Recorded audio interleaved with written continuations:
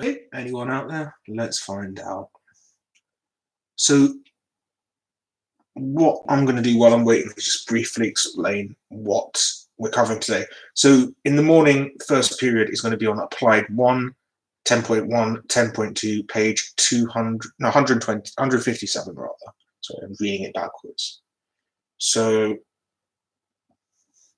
what are we covering today? We're covering two basic concepts. We've seen a few people have just popped up on the chat box. Popped up on the screen rather. Can you type your name in the chat box for me? Okay, so I know who I'm talking to at the moment. We're going to hold on a couple of minutes for everyone to come in. 10.1 and 10.2 in the applied textbooks. I have the applied textbook to hand. That's what you're going to need. And it's page 157 we're starting from. As normal, there's going to be two live streams, one at 9 o'clock and one about 10:45, 10:50. All right? So I'll recap for those people. Put your name in the chat box first of all, because it's one of the things I use to check the registers. So obviously anyone could just sign in and say, yeah, I was here. But if you type in the live chat, that means I know you're watching the live chat. So it's very necessary for you to type in the live chat that you're here. All right? So type your name in the live chat. So Kelvin, brilliant. And then pull up your PDF textbook of the applied one. Again, it's the applied first year one. We're doing mechanics again. And it's 10.1 and 10.2 exercise, page 157. All right? So I hope that's got everyone ready. And I'm just going to wait for a few more people because we should have 8 and we only have 3. And to be fair, the only person who's actually registered their interest is Kelvin. And then there's 2 people that are unknown. So what I need is everyone to type their name into the live chat so I know who's here and who's not. We're up to 4 people now. Brilliant. So, no, it's not that. We're not in a race. As long as they type their name. You're always first, though. One thing I will give you credit for, Kelvin, you are always first.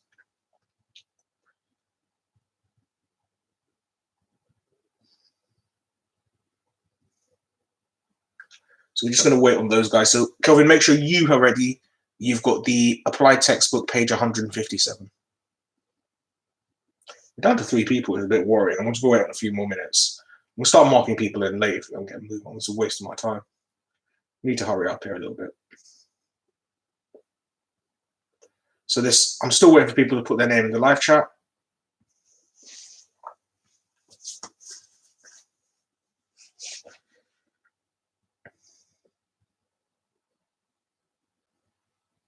A little bit annoying. So we've got Rebut here. That's good. So we've still got people watching that and put their name in the live chat, which I don't get. Just get on with it, my dudes, and get started.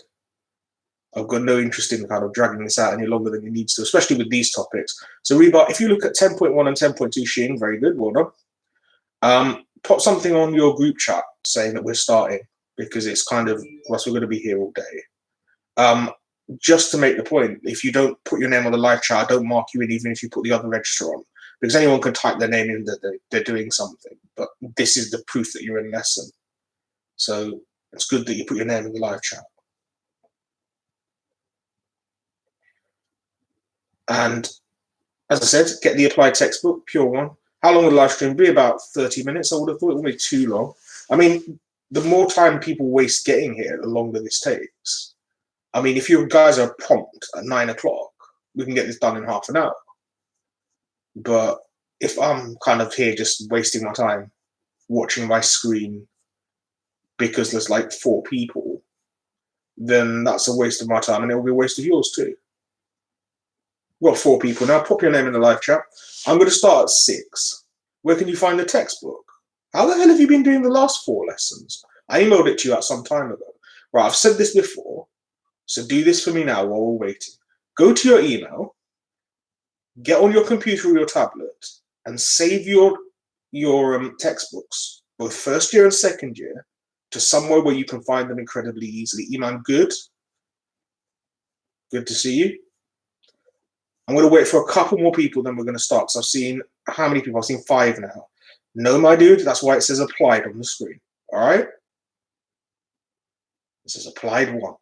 It's the brown one. All right? Not the blue one. Okay. I can see the word applied 1 written on the board. Am I hallucinating?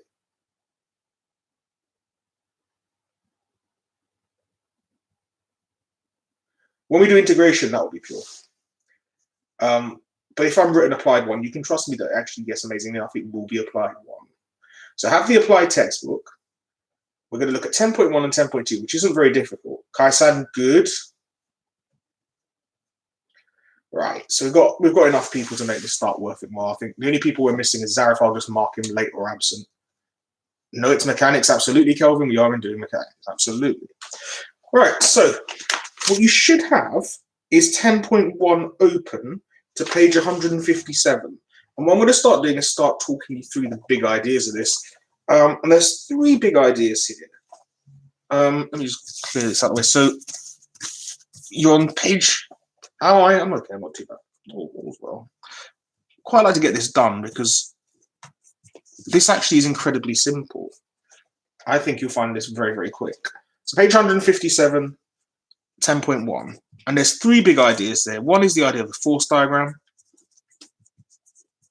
which again, if you've done physics, isn't going to be too hard. The second one's the idea of Newton's first law, N1. And the third one is the idea of acceleration and force being connected, which is sort of like a precursor to N2. All right, Newton's second law. So those are the three big ideas that we're going to be covering today. All right. So let's have a look at what you need to know. First of all, you need to know what is a force diagram, right? So if we look at, in fact, I'll just draw one. It's probably the easiest way of doing it.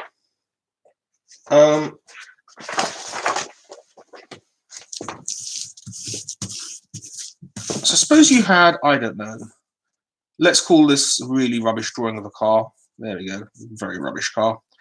What forces are acting on it? All right. The forces are acting on it are obviously the driving force provided by the engine. You've got a frictional force and air resistance. Let's just put them both together, friction and air resistance, as one big force. You've got a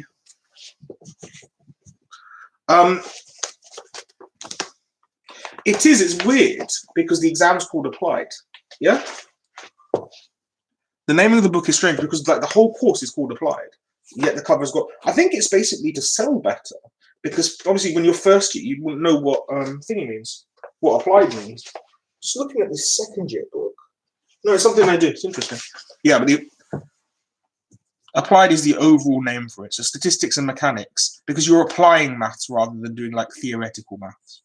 Anyways, obviously gravity, and this guy here, I'm gonna call that NR, which is the normal reaction force. All right. So those are going to be the four forces acting on that car. All right. Everyone happy so far? So there's four forces acting on that moving car. It's driving forward, so obviously the engine is providing some force to make it go that way. There's a frictional force because obviously ground isn't smooth and neither is the air. Gravity acts downwards. And obviously there has to be a force that's balancing the gravity. Because if that wasn't the case, the car would be driving through to the center of the earth, because if there's only force going this way, it would be moving downward, right? And that's called the reaction force or the normal reaction force, all right? The reaction force is basically the force that the road applies to the car that keeps it up, all right? The fact it's called the normal reaction force, we'll come to that, Kelvin. We'll get there. The reason why it's called the normal reaction force is not because it's like, oh, it's normal that something's happening. It's normal in the terms of it's perpendicular, yeah? So if you say, like, you find the tangent and the normal, right? So the normal reaction force is happening perpendicular to the surface of the road. Do we understand why that's called the normal reaction force now, right? So when you've got a moving particle, moving anything, you've got four forces potentially. You've got whatever force is going this way, whatever force is going that way, gravity, normal reaction force. Now, if the car wasn't moving, assuming there was, because that's because the engine wasn't on, you'd only have two forces. Yeah? If the car wasn't moving because the engine was on, but it wasn't, they weren't putting enough energy so it wasn't putting out enough energy to make the car move, then you'd have this diagram. Right? So it comes back to having 4 forces again, right? The frictional force will never be larger than whatever driving force you've got. Why is that? Because friction only acts as far as it possibly can to make you stop. Friction will never be larger than your driving force. Because imagine you turned on your car, right? And you put your car into first gear, you move forward, but friction made you go backwards. That's never happened and it never will, right? Friction at most can equal whatever driving force you've got there. All right? So I hope that makes sense. Now, part 2. Newton's first law of motion. Okay, so N1, all right? And I'm going to write it in a summarized way. If you want the exact words, it's not the exact words, he wrote in Latin. Was it Principia? I think it was Principia who wrote it. You can find the exact wording on page 157, but I'm going to explain it in the simplest way possible, right? If your forces are balanced, your velocity won't change, yeah? If force is balanced,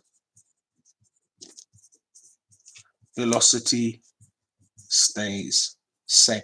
Now, if you want that a bit more formally kind of put out to you, it's on page 157 right in the middle, all right? So if forces are balanced, your velocity stays the same, all right? So I'm going to draw some pictures and try and illustrate that point, right? One more time. So Newton's first law says that if the forces are balanced, then the velocity stays the same. So let's see what that even means. Suppose you've got a particle traveling at, let's say, 5 meters per second. All right? I'm going to do some forces on it, and I'm going to ask you to type in the chat box. Remember, this is your register as well. What you think is going to happen to it. Is it going to accelerate? Is it going to decelerate? Or is it going to stay the same? So the first one, I'm going to say there's 10 newtons acting this way, 10 newtons acting this way. What will happen to the velocity? Type it in the chat box for me.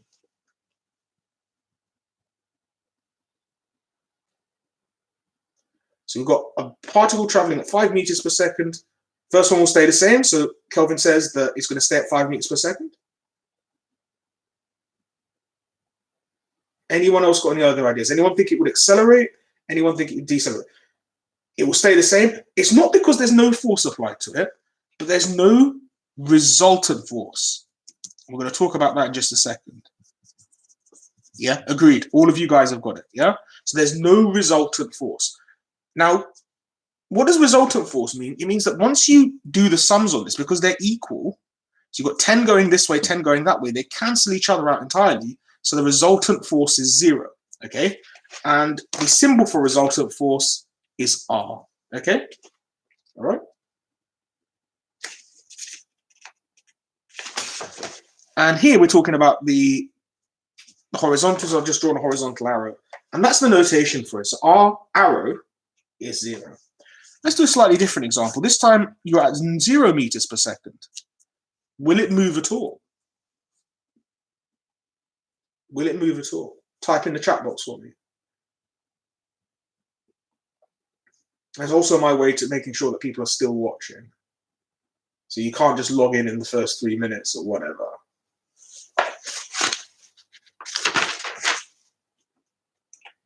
So here, would that now move? So we've got 0 meters per second. It starts off with 2 forces of 10 newtons applied either side. Would it move? Yes or no? In the chat box for me. No, absolutely wouldn't. Let's change it up again. Let's make that 40 newtons. In which direction would it be traveling? Left or right? Yep, well done, Kai. Go right there. So change it up now. In which direction would it now be traveling?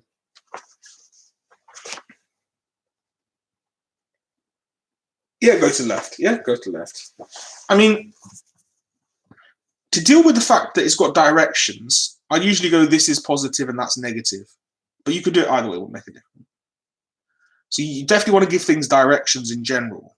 Remember we did that with the Suvat equations. when we said up is positive and down is negative. But sometimes we switch that around to make our lives easier. All right, cool. I think you've got grasped the concept on this one. Right, so that was 10.1. 10.2 is writing about forces as vectors, all right? So let's do that for a bit. So I don't know if you guys are familiar with IJ notation. Well, it's almost exactly the same as XY notation in I is horizontal and Z is vertical. Okay, so you want to, sorry, J. I'm not where Z came from. J is vertical, all right? So just take a quick note of that. IJ notation, I is horizontal, J is vertical. And if you don't know what that means, be cool. I'm going to explain that in a minute. You're familiar with, oh, you've done it already, haven't you? So in that case, do you already know magnitude and direction? Can you find the magnitude and direction of any vector?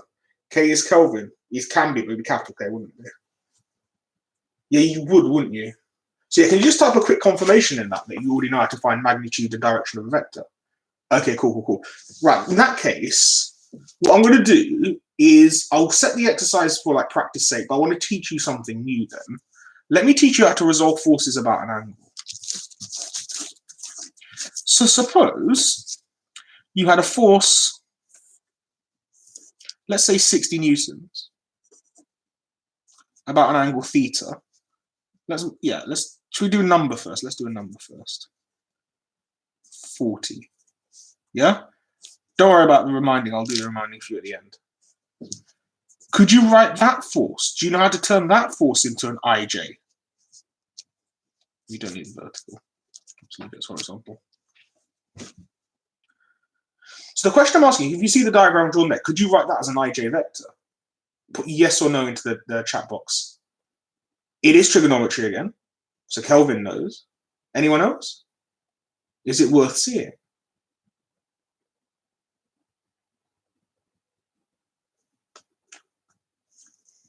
I'm not asking you to do the question. I'm just asking you, do you know how to do the question? 60 cos, yes. Which way around? Yeah. So you can. You three of you can. That's good. That will come in very handy. So that means I can almost do second gear stuff if I wanted to. I'm not going to. But what I'm going to do for this one is just going to give you quite an easy ride on it then. I'll just do a quick summary in case the people forgot it from further. And leave that exercise. Okay, that's not a problem. Right, cool.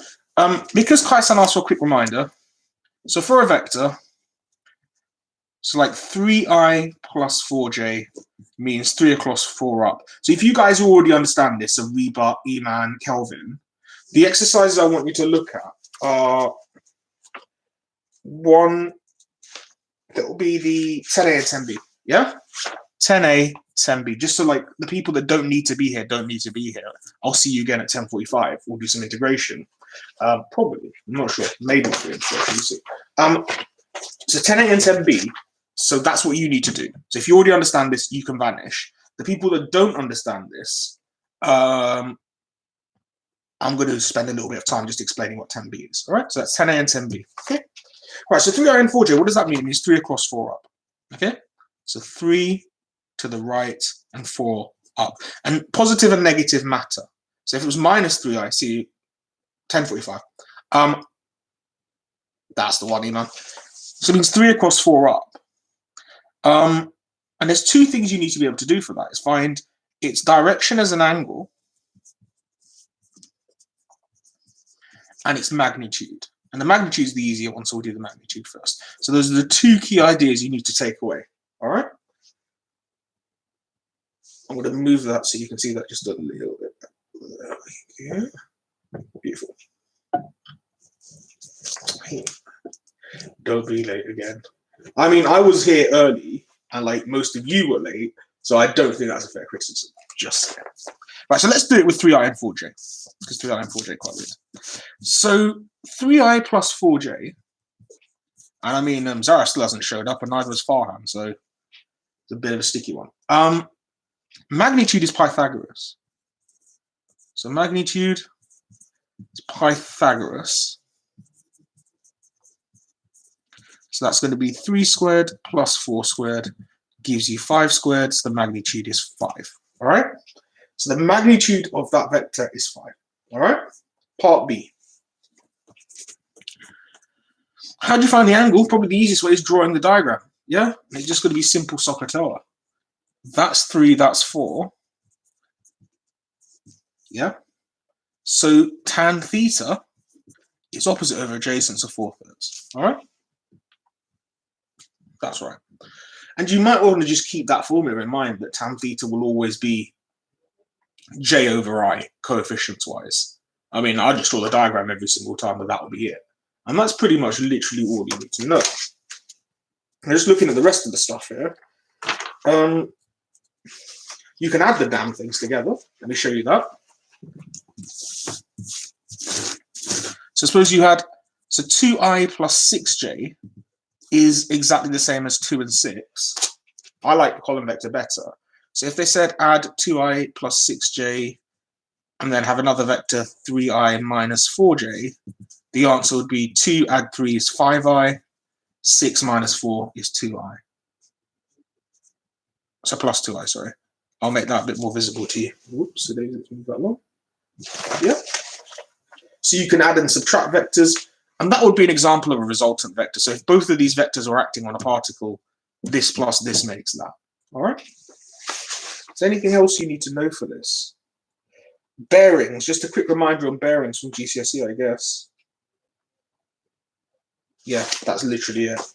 So bearings, just remember, are from north. It's from north. Let's put that around there. Let me make that end a bit better. Clockwise and 3 digits. Other than that, I think that's all the recap you probably need. If you're confused by anything, pop something in the chat box. I'll hang around for about another 3 minutes. All right? If anyone else is confused by anything, that's that. That's your time to ask questions. Other than that, I want you to do 10A, 10B. Let's pop that there. So 10A and 10B. And then we'll discuss those when we come back at 10:45 and then talk about integrate. Can you explain this again, please? Which one? Be clear on what you were asking me to explain, because it makes my life so much easier. So I don't understand bearings. Fine. Just type in I don't get bearings. And that's comfy.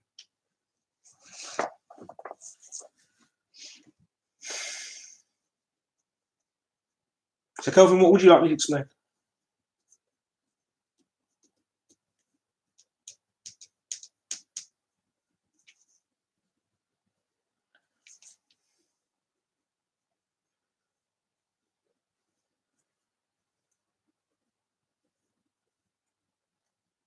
Difference between I and J. Okay, cool. If you just think of like I and J as X and Y, all right? Because that's pretty much what they do. So I is your X direction and J is your Y direction. So I say 4i plus 3j. What I'm saying, I've always used 4i. Let me just change it up. 2i and 7j. Both positive. So if you started here, that would mean go across 2 and go up 7. All right? That's what it means.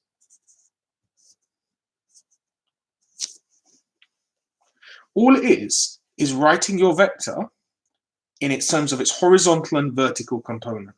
All right? Let me draw that better so you can see it better. So you see that? You see that? So this is your actual vector. 2 across this way, because 2i, 7 that way, j. Yeah? And this is called the horizontal component, because it's the one that goes left and right. And that's the vertical. Okay? So the vertical component of this vector is 7. Yeah? It's going 7 across. It works the same way with the letters swapped. So we do 3i minus 2j, or you just go 3 across, 2 down. And your actual vector would be the hypotenuse. The actual vector is always the hypotenuse in these things, because it's basically what the vector is. All right, is that making sense now? Okay, I've got about another 20 seconds if anyone wants to ask anything. Otherwise, I'm going to call it quits for now, and I will see you at 10:45 to discuss the exercises 10A and 10B. All right? Okay. I'm also on Microsoft Teams, as you know. Bye.